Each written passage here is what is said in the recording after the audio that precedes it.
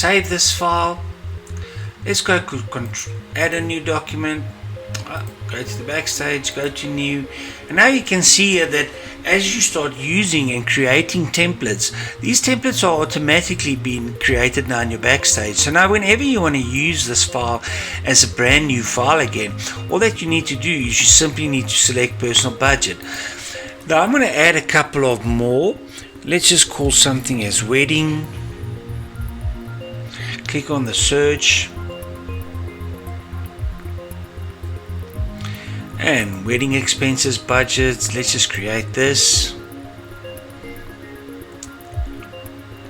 Let's go file and new, and let's add something project, and let's search that as well.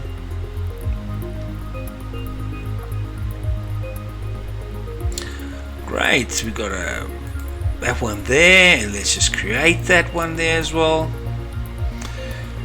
And now you can see whenever you start, this list will now populate based on the templates.